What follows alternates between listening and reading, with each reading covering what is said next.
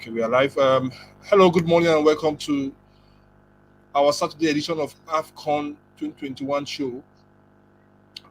It's nice being here. I have with me the usual suspects, Roland and John. Good morning, guys. Good morning, Philip. Good morning. Yeah, good morning, Mr. Philip. Good morning, Mr. John. Yes, Great I Good can see smiles morning, you on your bros. guys. faces You this guys are, morning. are refreshed and fired up for today. Smiles of expectation. Smiles Exactly. of victory, smiles of victory. We're waiting for one Yeah. other person to join us. One other person to join us. He will join us very soon. But guys, what happened yesterday? We saw flourish of two goals and a surprise from Gabon. They shocked Ghana towards the end of that match, leaving Ghana in despair. And we weren't happy with what happened at the end of that match yesterday. We saw the scenes towards the end of that match, and I for one will know that if I'm not happy, you guys also are not happy with what we see, what we saw yesterday at the end of the match. But going forward, we saw Morocco with the two goals advantage as well against a Comoros side. We also saw Malawi also picking up 3 points. I think it should be their first 3 points in the tournament, if I'm not mistaken. Yes, Um, yes. and we saw a whole lot of things in AFCON. We also saw a Senegal side that have been tipped to win the tournament, being held draw as well.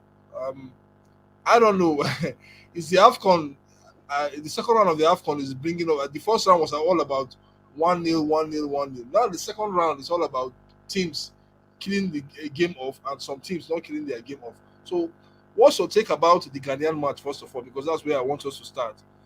Um, the Ghana underestimated the Gabonese side. Roland.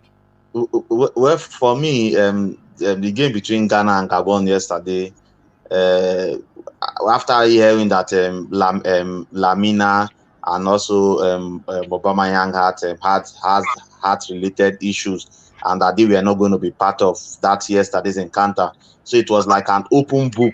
It was like an open book for Ghana because, of course, going into that game against Gabon, the Gabonese side, you expect the Ghanaians to be fired up, knowing fully well that their first game of the tournament they lost to Morocco by a solitary goal. So you expected them to come up with something that's to win Gabon at all costs. And they were almost there. They were almost there until the Gabonese actually snatched that one late into the game, and it ended in a 1-0 draw. I think for the Ghanaian team, it's a huge disappointment for them, knowing fully well that the country has high hope and high expectation. But we shouldn't forget that they also have a very solid and fantastic player by the name Kudus. He plays for Ajax Amsterdam. He's one of the best players in that Ajax team. He's not part of the Ghanaian setup due to injury and whatnot. But for Ghana, I feel sorry for them because they are our West African neighbors, and we share a lot of things in common with them, from bantering about who has the best jollof rice and who have best musicians and who have the beautiful women and everything. But for Ghana, yesterday it feels like it was they lost the final because you were close to getting your first 3 points in the AFCON, and you ended up getting just 1 point against a Gabonese team that when the match actually started, they were all fired up yesterday for the Gabon national team, and it looks like they were going to, Gabon actually they've gone to the quarterfinals like 3 times in the history of AFCON, so they are actually hoping if they can get a step closer. But however, they need to progress first from the group. Now, the realistic chance for Ghana, or the only hope that it looks for Ghana, is to qualify as one of the best placed third, fourth teams to progress to the round of 16 in the AFCON. John, with regards to the scenes we saw towards the end of the match, was it called for from the Ghanaian side? I know that they were the altercations, the provocations from the Gabonese coach back and forth, but was it called for? Especially, I just believe that Ayu, who is the captain of the team, didn't really behave maturely. Were all those things called for towards the end of that match? Well, I didn't really see the game, but reading about it this morning, I thought, there's this thing about losing, and especially when you think you had absolutely no reason to lose. For me, it was uncalled for based on what I read, but I don't see any reason why we should not excuse some players at times. Trust me, if you've been on the pitch or play sometimes, you know that the emotions can be very, very high. Now, Exactly. this was a Ghanaian team that thought at that point they had done what they needed to do. If you remember yesterday when we were talking, I told you that I saw a draw in that match. I Yeah, told you you did. clearly that I expect both of them to draw, then Ghana will just go and do what they are supposed to do against Comoros and qualify. But at that point where they felt okay, we've hedged ahead for a very long part of the game, they thought they've already sealed everything up until the late goal. But you excuse them. You excuse them. Sometimes it happens like that. We've seen scenarios where players bust up, especially players with very, very, very, very, very short fuse. You see that little thing can trigger their anger. We used to have many players like that. You used to have Zlatan. You have the Mario Gattusos of this world. Balotelli, The You have Gattusos of Balotelli, this world. You also have In Elijah fact, Gat, Diop as Elijah Elijah Gat, Diop as Diouf, yeah, Gattuso, Elijah Gattuso can Diouf. tell you that Gattuso can tell you that it's because you were walking past him. That was what got him angry. You didn't even talk to him. You were walking on your own. He will tell you, why did you walk past me? And you were laughing. And if next thing, the whole match has stumbled. So it's just about emotions. You excuse these people. They are also human beings. Sometimes it can boil over. Thank God it didn't get out of hand. It didn't mar the tournament in any way. It's just part of the game. So it has come But and it has it got gone. out of hand. That was why there was a red card. The match has already ended. Now you're Yeah, that's painting. Of course, the Ghanaian team, you don't have to be that sore losers. You understand? We know that emotions are part of football, but of course, you're a professional, and no matter how we want to see it, you have a lot of kids in Ghana, in Accra, and Ashanti that are looking up to you because you're a role model. They expect something better. You can look better at the facial expression of their expressions. World Cup highest goal scorer on the Super Sport yesterday. That's talking about Asamoah Gyan. In fact, if he was not a gentleman, if he was not putting on suit, I think he wanted to fight with even Moses Praise, that was the anchor of the show, because of course he was angry and he was frustrated by some of the questions, and also that his team did not perform at a high level. They had one or That's why two I said chances you to actually. excuse them. Yes. Yeah, but it's still not enough reason. The game has ended before they gave them that red card. Referee don't blow, ping, him 90 minutes, and you look at the scenes, fighting, commotion, and chaos and everything. You have to move on. You have to look at the next game that you have against Comoros and hope that you win. Not just win with one goal. You should score more goals. Okay. Yes, I think really looking forward, I think the Ghanaian team really they should have looked ahead and felt there was no need to be too mad, because their next match is against Comoros, and definitely that's a winnable game. Unless, of course, whatever it is that is haunting them keeps haunting them into that match. Because we've seen, yes, truly, we've seen the last two tournaments. We've seen, apart from this last Euros, now that Italy started well and ended well. The 2016 Euros, nobody after the group stage, nobody would have ever thought Portugal could carry that tournament. They qualified I with agree 3 with you. draws. I agree Yet with they you. won. They ended up winning the tournament. In fact, they only had one victory in 90 minutes in the entire tournament. So it doesn't really matter what happens at a particular game. For me, I will still keep saying I will excuse the players. In fact, for me, But what happened? Sorry, Mr. John. If that had not happened, we won't have anything to discuss about this morning. What So it's part of the happened? fun of the game. What happened to Portugal? I don't think it has ever happened in African football. Like you draw all your matches and go ahead to win the hair. I don't think. And Portugal, they were also lucky because they were playing against the host in the final. That same scenario, I don't think it has happened in African football. Man, if you don't win your match, forget Amo. Hello, Lonso. Can you hear me, please? Hello, Lonso. Lonso, can you hear me? Okay, it seems we can't get Lonso online. Let's wait. If you can connect to us. Going forward, Morocco has booked their place into the AFCON round of 16 with a 2-0 victory against Comoros. Do we see Morocco as one of the contenders now, or rather we still keep them on the level of the pretenders, the way they went about doing their own thing in that group, in Group C? They are the second team to actually qualify from the AFCON now. I think the first team was the host nation, Cameroon, played 2, win 2. Then also Morocco played 2, win 2. One was against Ghana by solely 3-1-0. Then yesterday was a 2-0 victory against Comoros. I think yesterday we all agreed that Morocco were going to win yesterday against a lowly ranked Comoros Island. For the Moroccan team, I will not really want to give them that favorite tag because I always believe there are teams ahead of them. But however, most of these North African teams, I believe that if they come up against a West African team that is well organized, or a team like Cameroon or a team like Super Eagles that is well organized, I think fatigue will play a role, because we shouldn't forget that these North Africans, they just had Arab Cup. It wasn't like even up to 1 full month before the AFCON started. And if you know too well, a lot of those North African players that participated in that Arab Cup, most of them, the Arab tournament, most of them were home based. It was just few players that applied their trade abroad that were in the team. Also, now they are playing the tournament, and that North African, they always believe in using most home players. Of course, you have European players. The Egyptian team, you have Al Ahly, you have Zamalek players. You look at the Moroccan team, you see some players that plays for the 2 Rabat clubs. You look at the Algeria team, and they also have home-based player. Then you look at even Tunisia. So I want to believe fatigue at the end of the day might just play a role in stopping any of this North African team from actually winning the tournament. But of course, the only people that can actually stop North Africa from winning this AFCON tournament has to be a West African team or the Cameroonian national team. But for the Moroccans, I want to believe they are also in the picture, of course, and they are in the picture to actually win this AFCON. But we know that too well, the likes of Algeria, even though they've not had a fantastic, really, really fantastic, I believe as the tournament progresses, you will see a lot of teams, maybe the likes of Algeria, the likes of Senegal, and also Egypt taking shape and showing the stuff they are made of. But for the Moroccan national team, congratulations to them. It was a well-deserved victory yesterday. They dominated the ball from start to finish, and they showed more purpose, and they showed more desire, and they showed more passion that, okay, we are better than you, that we are more eager to actually get all 3 points. And then that is where they are, 6 points. They are into the next round of the AFCON Cup of Nations.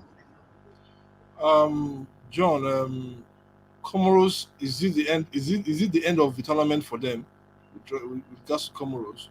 I guess one of my predictions is still going right. Because I told you Comoros, they won't score more than a goal. So as it is now, they are even yet to score one. So definitely, yes, I said it at the prediction thing that I don't think Comoros will get a goal. Now they are yet to score one. Normally, yes, they came for a tournament that definitely is well above them. But what counts is the experience. The idea of getting all these lower ranked countries into such tournaments is that it sells well back into their league. It sells well back into the country. If this is a country now that doesn't play football very well, before you know, now you start hearing them, their clubs are coming up, there is more investment in their football. So for me, it's not just about them coming to this tournament to win, coming to this tournament to score 10 goals. What matters is what do they take back to their country? The foundation that will be laid. Yeah.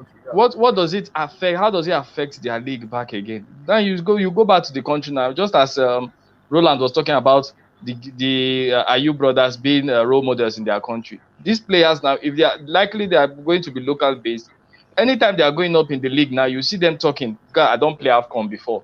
I'm not a big boy. Yes, all these things, you start spurring younger ones into playing. Yes, I can also qualify. We can also qualify. If I play for the national team tomorrow, I can go to AFCON. I can go to see other countries. Some of these players now, don't be surprised. This might be the first time they are traveling out of their country. It is an experience too. So all of this is not just about what might happen on the pitch of play. It's about the experience they're going to take back into their country that is going to help their football. But to answer your question, definitely they are out of the tournament. I don't see them doing anything against this Ghanaian team that needs a serious victory against them. They will do well to even get to concede as low as they've been conceding. Because I'm looking at a Ghanaian team that will use that match to start their tournament. Otherwise, what if Comoros gives us the biggest upset in the history of AFCON by defeating the Ghanaian national team? Then I will know guys, that the same terror that is disturbing the Ghanaians is still going up with them. Okay, guys, I have also now on the line. Also, good to see. I know you've been having issues with the network, but hopefully you join us. Good to see you after a very, very long time. Then I say Then I say things don't settle for your side, though. Finally, I been sorry, but finally I'm here. This one leading up to the great reaction. Can we hear Nonso, please? Nonso, can you hear me? Can you hear me, Nonso? Oh, since we lost him again. Can you hear me, Nonso? Okay. Let's wait. I think he will still hopefully. I think he's back. Can you hear me now? I can hear you. Yeah, yeah. Because your line is breaking. If possible, if you can, if the network is giving you, can you off the camera, please? Can you off the camera? Just the camera alone, please. Let's see.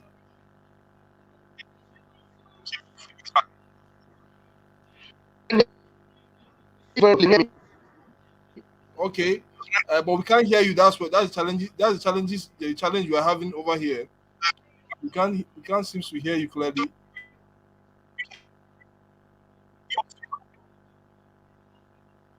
Okay.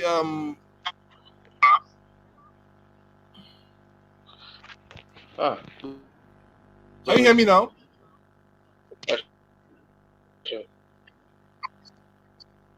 Can you hear me also? Okay, seems we still have let me move away from this. Okay, guys. Well, for me, I would say that for Comoros, I think that's the end of the road for them. Let's just be frank. Let's just be frank. But I agree with you. I agree with you. Yeah. But going forward, they will use this platform to build the football infrastructure in their country. There'll be much more investment. There'll be young kids having that desire to play football for Comoros. A whole lot of things will happen for them. Those changes will happen for them.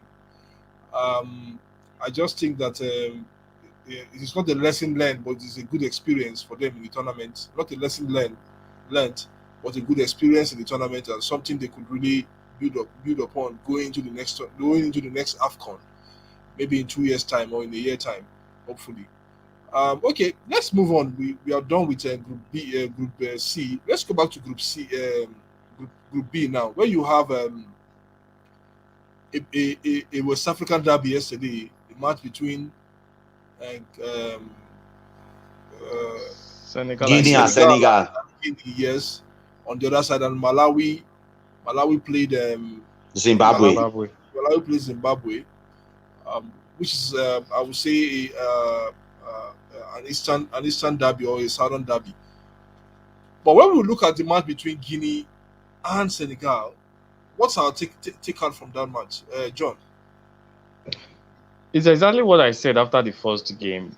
Surprisingly, the Senegal we know has just refused to turn up in this tournament. I'm totally shocked. To me, people are saying Algeria are the big letdown in this tournament. I wouldn't say the Algerians are. I would say the Senegalese are. Because the Algerians, I believe the weather is still telling on them. But by their next match, we expect them to have acclimatized better. Then you should see better from them. But not the Senegalese. These are pure based African footballers. These are pure West African footballers.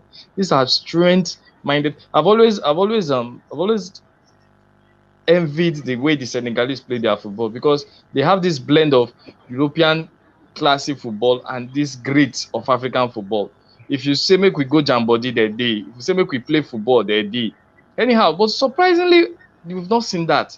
I said that in the match against Zimbabwe. It was Senegal that was praying for the draw in that match. Somehow Zimbabwe just totally held the match until that unfortunate incident that brought about the penalty.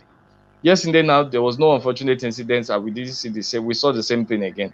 A match that was just played, as in there was no particular purpose, no chances being created. Everywhere just so locked up. I don't know why the Senegalese attackers just refused to come up. We saw a below par Salah against the Eagles. I think we are seeing an under par Mane. I just don't know because the stars, the whole joy of a tournament is to see the stars blossom. If there is a World Cup now and there's a Messi, there's a Ronaldo, both of them are not playing well, the whole shine of the tournament goes out of it. These I are agree. supposed to be the two biggest stars after, okay, inclusive of Riyad Mahrez. These are supposed to be the two biggest stars on African football. Everybody, most people come to the stadium just to watch these two players. Now they are yet to even do anything. We've seen the same of Riyad Mahrez as well. Although I don't just know what the problem is, but I'm expecting that they should be able to improve going forward. Good thing for them is that, okay, they are yet to concede a goal, which shows that at least they are not all bad. The defense is still doing their own part of the work. It remains for the attack to come into play. Either way, I would be surprised. I would be surprised if Senegal don't turn up in their next match. Although that might be a difficult thought, that might be a difficult ask, because they are going to be playing a Malawian team that knows that all they need is a draw.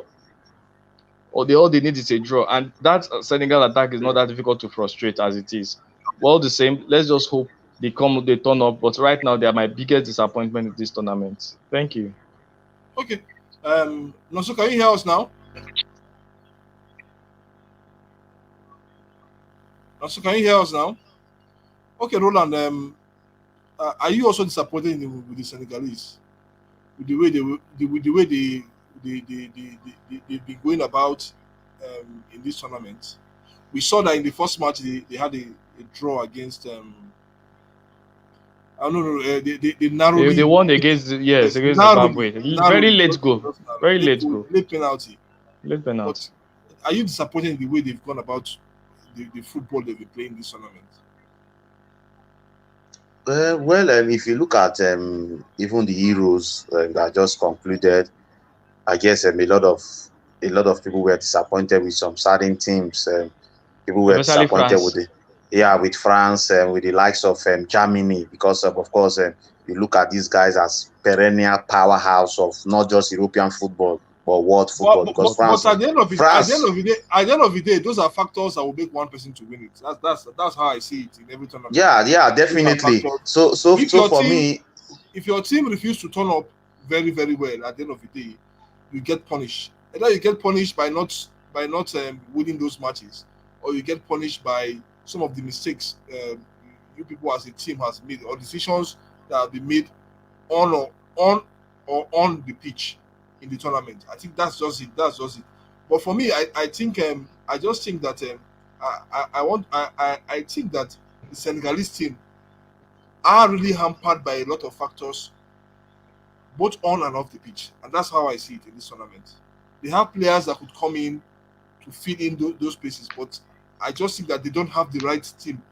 And you see, the manager, with the likes of Elijah Diouf behind him, they've not really picked the best 11, and this is an off the pitch issue and off the pitch decisions that have been hampering that team. For the Senegalese national team, in 2019, they got up to the finals. Of course, some of us rooted for them. I rooted for them because they were my West African brothers, to get their goal against Algeria. But it was a lone goal from the Algerians that gave them that tournament.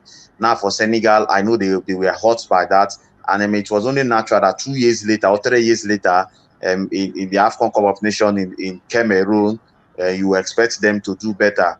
However, that has not been the case. But I won't say I'm really disappointed. The team has not really clicked. They've not started firing.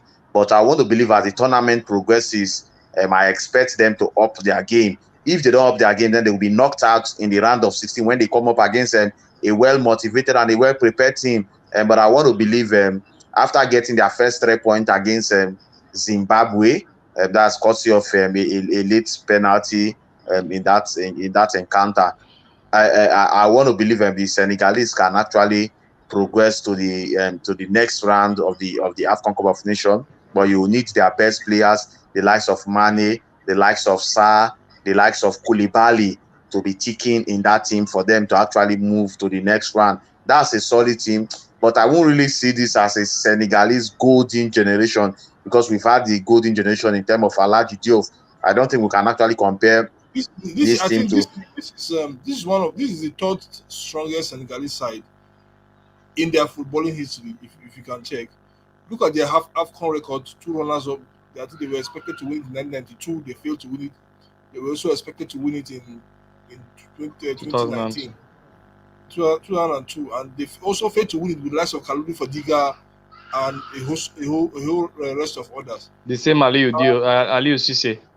Even Aliou Cisse that went to Papa Bouba Diop, the late Papa Bouba Diop, may his soul rest in peace. Elaji Diop. Elijah Diop, a whole host of players that were in that team that were expected to do a lot of damage when it comes to the AFCON couldn't really turn up. I just think that there's something not really right with the Senegalese team, and that team, Aliou Cisse, have to look for a solution going to their last match against Malawi. He has to look for solution. They will qualify for the knockout stage, no doubt about it. They will qualify because they already have 4 points.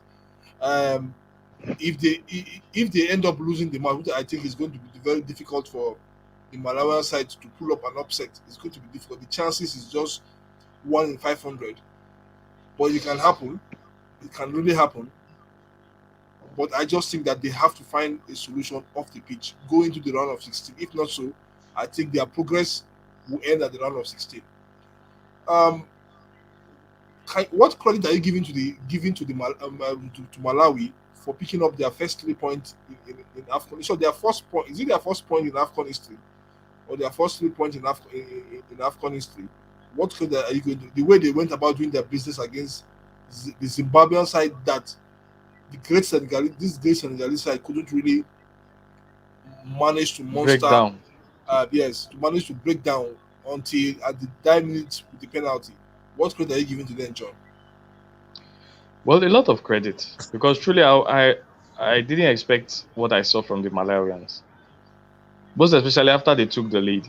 The moment they took the lead, I felt okay. It was after the Zimbabweans took the lead. After the Zimbabweans scored, I thought okay, it was over. We might follow the usual trend, 1-0 victory for Zimbabwe. But they continued.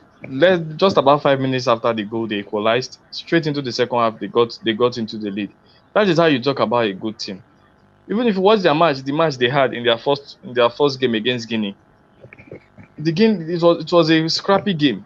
They did their best and they played what they had to play. There is something that perhaps we are not really looking at these days. We look so much at the North Africans, but from nowhere now, the South Africans are beginning to play a lot of football. Look at that Zimbabwean team with so much local-based players. Yet we saw what they did against Senegal. Look at that Malawian team yesterday. They are playing their part in a very good tournament. Look at all these teams coming from South Africa. They are doing what you expect them to do. That is what I expect in African football. Every region should be stepping up. And I'm really impressed with what Malawi did yesterday. They came out, they played their football, they did their expression. Even look at the Ethiopians.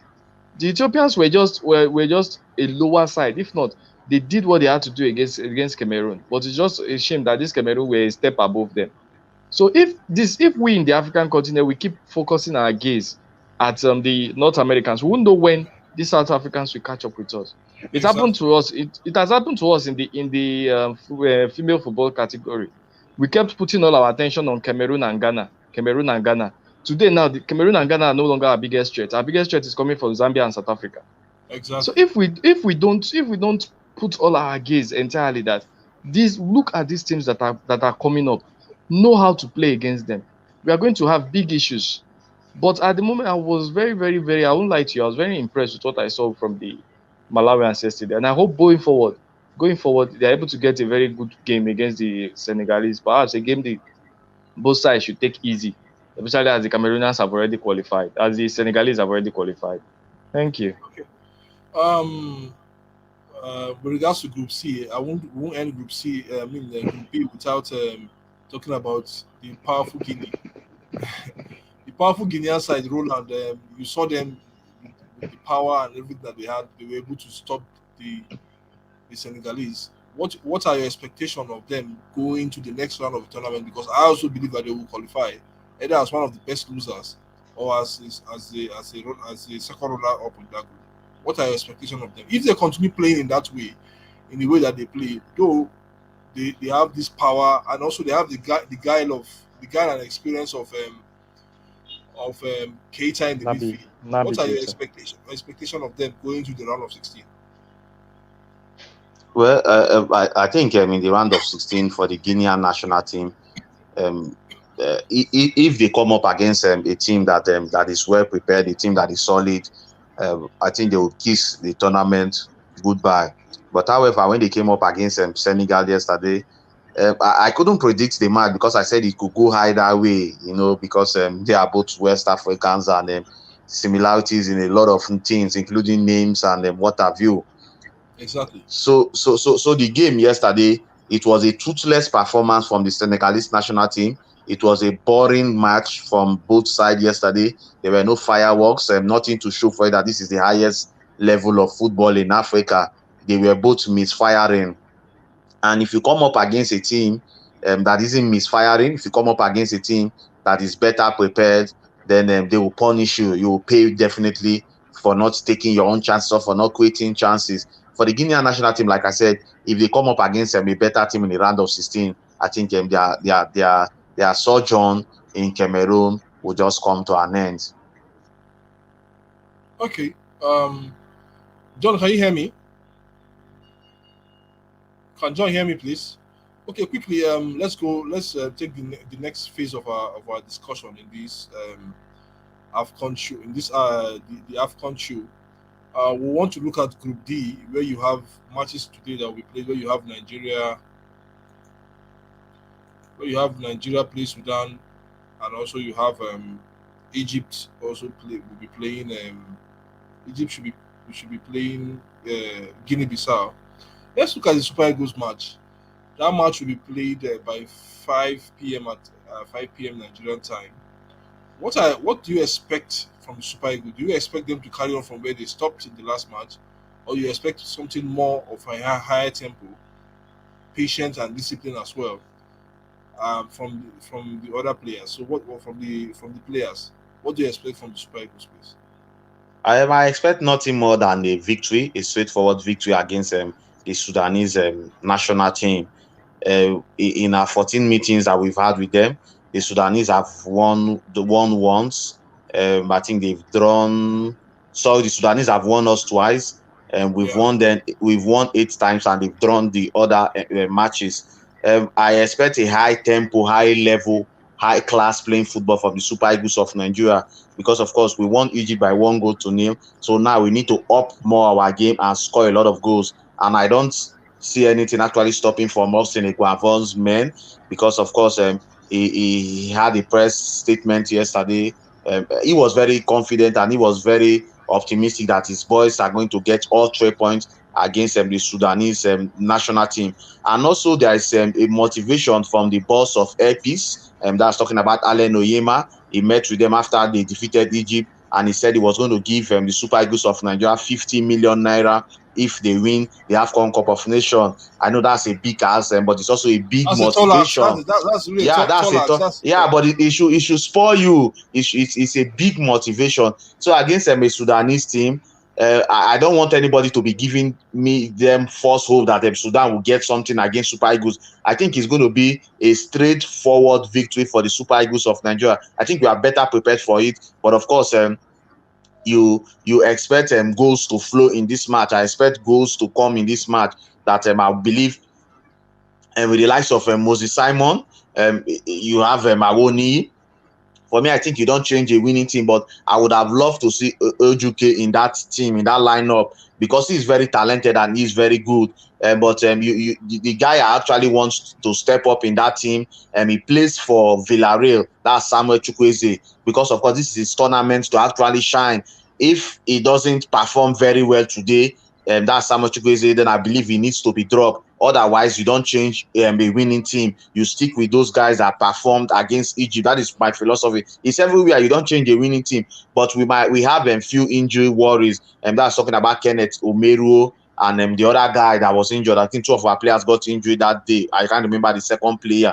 But according to this chief coach or the interim manager of the Super Eagles, that the medical team is going to give a clear answer. It's going to tell them if those guys are fit enough, if those guys are good enough to play against Sudan. But for me, you don't need to risk them. You have other matches, because of course our next game after Sudan today, 5 p.m., it will be against Guinea-Bissau team, which if we've gotten 6 points, you can rest some players and give other players a chance so that those guys will be fresh in the round of 16. But for Sudan today against Super Eagles, I'm seeing the Super Eagles to score from 3 goals upward against a Sudanese side.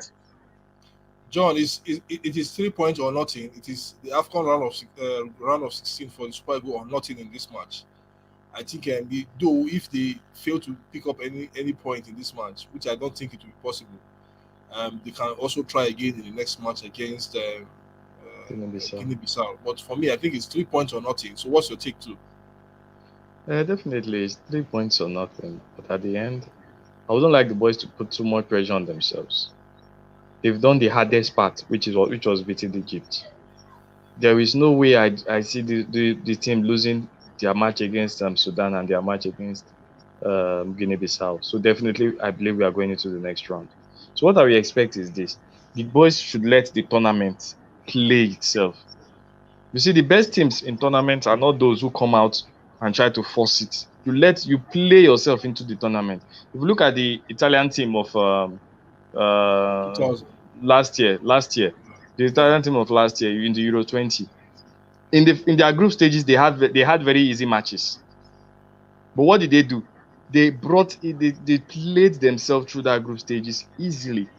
The 3-0 victory over Turkey, the 3-0 victory over Switzerland, the 1-0 victory over Wales. They just let it go easily. So that by the time they now got to where it now became an issue, when they were now playing the likes of Spain, they were playing the likes of England, then they could force it. Now, this is supposed to be our easier matches. Don't force it. Maybe you've played now, maybe up to 20 minutes, 30 minutes, there's no goal. You now try to going. No, don't do that. Let the tournament play itself. That's why I loved what the Moroccans did yesterday. They scored a goal and they kept playing their match. They kept playing their football. At the end, the second goal came. But they just knew there was no way we were going to lose to Comoros. That's the kind of mindset I would expect the Eagles to go into this match with. Don't go, just as my Roland said, don't go with the hope of scoring 7 goals. Or don't go with the hope of scoring 4 goals. Because at that play, you are putting pressure on yourself. You are making yourself. But we want to see this guy, this flair, this passion. Definitely. You know that you're playing against a lesser team. Yeah, we want to see more of that in this encounter. Do you know what I'm telling you? Just watch what will happen with this Cameroonian team. They are the highest goal scorers in this tournament. I think those team has scored up to 3 goals. They've gotten up to 6 already. Yeah. Just watch what will happen. One person is even having 4 goals. 4 goals. Just watch what will Vicente happen when they get Abubakar. to. Likely, it might even be their very first knockout match. You will see them to start to struggle. Because the hype is already there now. Abubakar is on 4 goals. Toko Ekambi is on 2 goals. We are the team of the tournament. I also think that the Cameroonian side have a certain weakness, which maybe in the future we'll talk about. They have a certain weakness. That's what I'm saying. If that weakness defensively, because they've been conceding goals. And not just conceding goals, they concede very early. Yes, and not just conceding goals, they are conceding the first goal. That's what I'm saying. They concede early. If you are playing against a team like Senegal, to be frank, and they are conceding. Once they get ahead, bros, now whoa. Once they get ahead, forget about it. Even against Nigeria, they will punish you. That's just a true fact. I think they have a weakness. Moving to the Super Eagles. Moving to the Super Eagles group. Egypt, Guinea-Bissau. Would that be a straightforward victory for Egypt, or something else is going to happen? Because I also think that the Egyptian side are struggling. Carlos Couret, the former assistant manager of Manchester United, yes, under Sir Alex Ferguson, has failed to really take advantage of the likes of Salah, the likes of Fati, the likes of Elneny, and the whole lots of others in that team. But when you look at his formation in the first match against Super, and I felt that it was more or less a defensive formation in that match, because he knew that there are a lot of spitzers in the Super Eagles team. What if the Guinean side take advantage of such kind of because I know the formation will change in this match against Guinea. It will be a more or less 4-3-3 or a 4-4-2 for him, which he always liked to use, even when he was coaching the Portuguese side. Do we think that the Egyptian side, their match today will be a straightforward victory against this Guinea-Bissau side? Well, for me, I don't think the Guinea-Bissau will actually stop the Egyptians from getting all 3 points today. Like you said, they were very cautious about their first game when they played against the Super Eagles of Nigeria, because they never want their defense to be exploited by the Super Eagles of Nigeria. So they were very cautious, and they needed, like when they had break, that big chance Mohamed Salah got. We got that pass, and Maduka Okoye showed himself to be very big, and that was how that ball couldn't go in, and he saved it from Mohamed Salah. But today, I think against Guinea-Bissau, the Egyptians will go all out for them. They will go all out attack, dominate the ball, go out and score those goals. You want to believe Mohamed Salah will be fired up. Fati, like you said, then you also expect Trezeguet and Neni. They have to be all fired up because they know that this is a must win for them. However, we shouldn't forget that this Egyptian team also participated in the Arab Cup tournament, like I'll be saying whenever North Africans are playing. So it could be a factor. Like we could see glimpses of it in their performance against the Guinea-Bissau national team. But I don't think the Guinea-Bissau will be able to stop the Egyptians. If it is too difficult for the Egyptians, then I think a 1-0 victory will just suffice for them. But I expect the Egyptians today to get all 3 points against the Guinea-Bissau national team. Okay. In a nutshell, our predictions, please, for that group. Well, for me, I would say definitely Nigeria should come up with a 2-0 victory. 2-0 victory. I see Taiwo Awoniyi getting on the score sheet today. I really have that feeling. There was this telepathic understanding I saw between him and Kelechi on Tuesday. Practically, there were more than 3 occasions where just both of them took the counter attack to the Egyptians. And yes, the Egyptians were more experienced to be able to cope, but I don't see that might not happen with the Sudanese. So if at any time those two are alone, they are able to isolate defenders themselves, I see them scoring goals.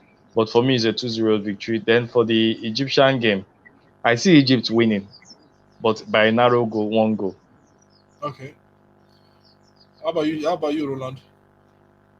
Well, Super Eagles Sudan, I'm seeing a lot of goals. Like we need to equal that 4 goals that was scored by Cameroon in one match. I think there might be a lot of goals. Are you not asking for too much? No, I'm not asking for too much. We've won Sudan 4-0 before. They've also defeated us 4-0 before. So I think we've played 3-3 before. That's a 6-goal thriller in time pass. So I don't see any difference today. But I want to believe the Super Eagles should be giving me like 3 to 4 goals upward. That is what I believe they will get today against the Sudan national team.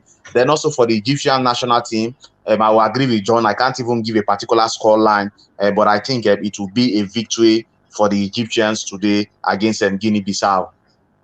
Okay, guys. We expect too much from the Super Eagles. I just think cautiously. No, that's not too much. You win 3-4-0. It's not too much because you have better players and you're coming against a lesser team. So why not score goals? Match day 1, we saw 3 goals. After match day 1, a lot of persons we are clamoring. We are saying, it seems like we will see plenty goals for this tournament too. But it was just 2-3 goals we saw. Since then, 1 goal, 0-0 until Cameroon again. Super Eagles can. That was the first round. Yeah, but Super Eagles can reciprocate. We can score like 3 goals upward. That's what I believe, that there will be a lot of goals in Nigeria versus Sudan today. Okay, I was looking at an article on Sky Sport, and I saw that the players in the first round, no Nigerian player was in that first round. I think I showed you yesterday, Roland. Yes, I saw it. Team of the first round. Yes, the team of the first, and I was so bitter about it, knowing fully well that our players, our team performed very, very well. Even not above any other team in that first round. At least we expect to have 2 or 3 players. Because that match was even bigger than the match between Ghana and Morocco. It was the biggest match. It was the biggest match. Yeah, so I wonder why. You have two teams that have won the competition 10 times between More them. than those, It's the yeah. biggest match. Yeah, it's the biggest match of the round. And you saw a Super Eagles side that went into that match with And a whole lot dominated of. it. I think for me, I think you guys can agree with me that this is an open discussion now we are having. You guys can agree with me that the Super Eagles side, for me, what I was much more or less impressed with, when they don't have the ball, they go for the ball to press, and they press. I think for a long time we've not seen that from even on that Genetro, we've not seen that from the Super Eagles side. And that, for me, that pressing is very, very key in modern day football, whether we like it or not. It's so key what you do when you don't have the ball, and when you have the ball, what do you do with it? And that's why I was so impressed with Austin Eguavoen. I was asking Brenda this whole issue, and he says for her, Austin Eguavoen was her man of the match. But Austin Eguavoen was From the not playing. sidelines, Yeah, he was a man of the yeah, match. it was our man of the match, and I was so impressed. And I think also he has come of age as a coach. I hope people will not be clamoring that he should be given the job. But already, I think the job has given to somebody else. Has been If he gone. continues, if our team continue like this, with that energy, with that desire, with that so much confident that when we're going to a match, if we don't have the ball, we press to get the ball, and when we have the ball, we make sure our opponent pay for it. I think that's just it going forward. I don't know what you guys think about it, so let me just have your opinion about it too. John, I'll start with you. Okay. Okay. Well, definitely we saw a walking Eagles. That's the same issue I've always had with the Manchester United team. Everybody plays at their pace. Nobody wants to work extra. Now that was exactly what we had with the Eagles under Genetro. Even when they were at home here playing qualifiers, you see the Eagles in our own home, they were begging to move on to gear 2. They were practically laboring. Whenever they get into gear 2, that's the highest they can get to. You can't see them forcing issues. But on Tuesday, we saw a team that before any Egyptian can get 1-2 balls to first touch, second touch, somebody's already on him. Limiting the amount of thought the player can have. It's when you have a player having space, you see the player having the time and the time to have think of what to do with the ball. Thank you. Have the time to think about the best pass to give. But at the time you are pressing the player, you are rushing him into the next pass. Everything will just become haphazard for them. That was what we saw. For me, it was just perfect tactics from Austin Eguavoen. Although I would expect that kind of issue today, because I'm seeing a scenario where the Sudanese will likely sit back, and you are likely to press easy when your team is coming out. Then you can easily press so that you take the ball quickly from them to get the counter. I won't be too. That's why I said I won't be too surprised if the Eagles score just 2 goals, because I'm believing that the Sudanese will just try to hold up. The Eagles have announced themselves a lot earlier than we expected. You know, there's this thing about coming out of a tournament and your first game is what everybody has gone beyond everybody's expectation. So what will you see now? You see the Sudanese these people that could treat it so badly. I think for me it's another ball game. That's what I'm saying. That's why I'm not expecting that pressing game too much today. Yeah, because it's likely we are going to be on the Sudanese. Yes, we are likely going to be on them. It's another ball game, and we also have to be very, very careful of counter attacks. Notwithstanding, we have players that can really hold the ball. Ronald, what do you think about the current Super Eagles side and the issue I raised now? Before now we saw glimpses of John Mikel Obi and Oguiye Nazi, like in the 2014 World Cup in France. We chose in the 2014 World Cup in Russia. In the 2014 World Cup against France, when France actually knocked that up, you saw how we played. We were not scared of the French national team in Brazil. Thank you, John. We were not scared of the French national team. It's been long since we last saw our midfield clicking. So seeing Wilfred Ndidi and Aribo actually clicking, playing together as one, it's really a lovely sight to behold, and it's really a good thing to do, to be happy about. You know why I love the Barcelona team? Even though they are struggling, even though it looks like whenever they are not with the ball, you see how they rush you.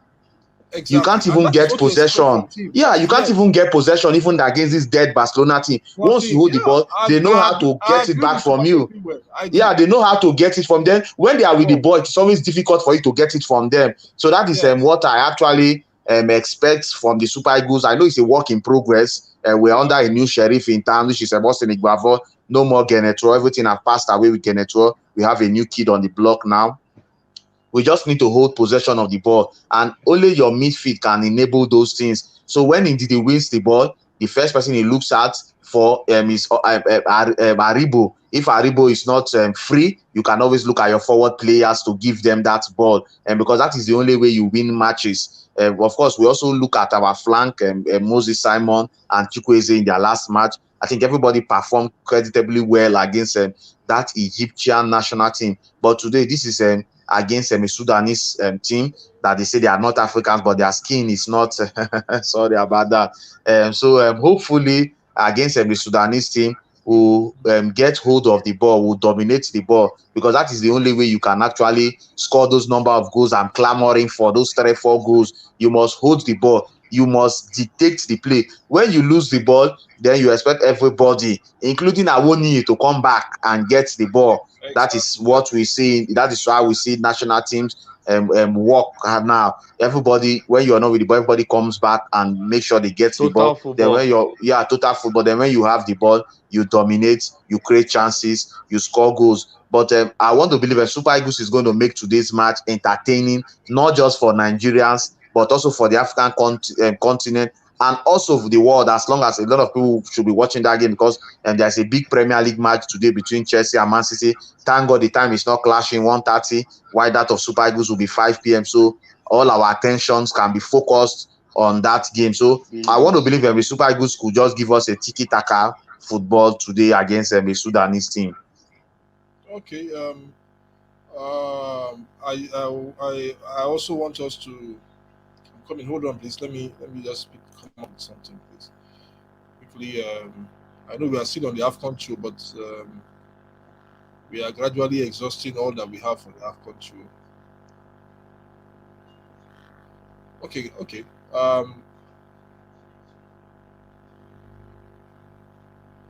Come, just a moment, please. To our viewers, please kindly subscribe to our channel, please. Give us that subscribe page. We want you to take us to 100, from 100 to 1,000. We will do as much as possible to ensure that our round of 16 matches, we give our viewers match updates going into the round of 16, with possibly with a mode of incentive attached to it. We are looking at our Nigerian viewers specifically. We will give them incentive attached to it. It will be a promo, but except if you subscribe to our channel going forward. If you are from Nigeria, we can take it on from there. Okay, guys. I want to announce that we'll be having now that we are going into the round of 16, probably by next week. I also want to announce that we'll be having our first Premier League show next week as well. Hopefully, we'll look at the dates. We'll look at how we'll take the preview. I think a 1-hour show will not be bad for the Premier League. I can see that John's network today is high definition. This is high definition. 5G. This is 5G. John is currently using 5G network. John, I had to step up now. I had to step up. Roland challenged me yesterday, so I had to step up. I'm also impressed with your network, Roland. You're not in the office today, but I think it's MTN. I'm surprised that MTN is doing the lost job today. MTN that I struggle to tweet. I struggle to post video in this house. Oh my God. So hopefully MTN are doing. They know that they have to. Roland has a show on Ray Power Network every day from Monday to Friday, if I'm not mistaken, by 4:15 p.m. Am I right? To 5 p.m. Yes, 4:15 to 5 p.m. I used to be part of that show before. Yeah, you outgrowed us and you left us. You say, let babies handle this show. You left us. You say, exactly. you don't want to be. You say you don't want to be sucking breast milk again. You want to be eating bone, just like Apostle Paul said. It's a network. Yes, it's a network show. I guess it's a network show. I think it's being broadcast across the entire Nigeria. It's not only restricted. And we took a break. No, it's not just network. I think it's just Abuja and this environment for now. Where we had to sort out some things. Kindly catch up with Roland. Thank God Twitter is back. Our Twitter handle will be up and running very soon, pretty soon as well. John is always with me, so he will be with me. I think going forward, he will be anchoring one or two of our programs going forward. We'll look at how to manage that issue going forward, hopefully, and then we'll see how the channel will grow going forward. I just hope that. I'm sorry, and also please, when we are done, you can send me the YouTube link of this particular show, so I can put it on my WhatsApp status and also tweet about it, so people could just easily go like and view it. You don't need a VPN to tweet anymore. So no more. Even with VPN, I was tweeting, but we thank God no more VPN now. Less stress. Yeah. So I think it's nice. Your final take, Roland, please. Well, today is a beautiful day because of course, Super Eagles of Nigeria will be up against a Sudanese team. I don't want to take anything away from them, but I just want the Super Eagles to go all out, give Nigerians that beautiful football. A lot of things are ongoing in this country. People are going through a lot of stuff, and football is something that has been uniting us. And with a win today for Nigeria, irrespective of divide, religion, and everything, a lot of guys who support Nigeria and people will be happy. So the Super Eagles should just go all out and make us proud. I'm not putting on green, but I'm supporting my darling Super Eagles today. Yeah, good. How about you, John? Your last take?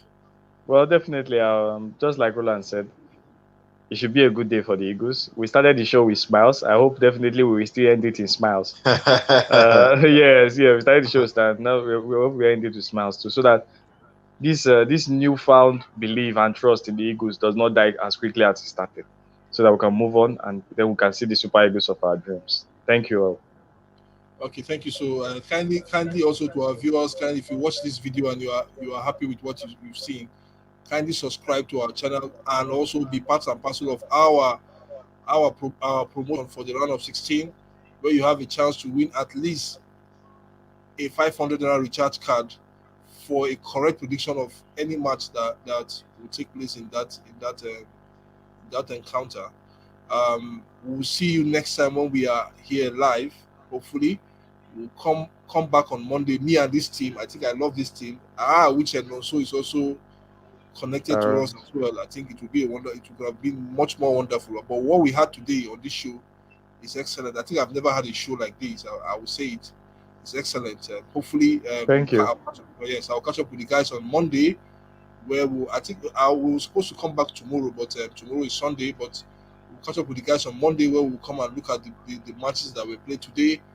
And I think for me, after today, it will be who and who will qualify. The chances of who and who will qualify for this round of 16 to complete the train, and also the what do they call it? The best losers. I think there are about 4 teams will qualify from that best loser. Yeah. So for me, that should be what we'll focus on Monday. Hopefully on Monday by 10 a.m. I will have the guys on the show. Good to see you guys, and I will see you on Monday. Thank you. Yeah. Thank you. Yeah. Bye-bye.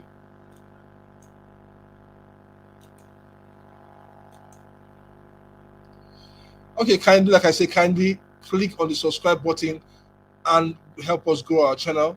Thank you so much. And my name is Philip Unugo. I will see you on Monday.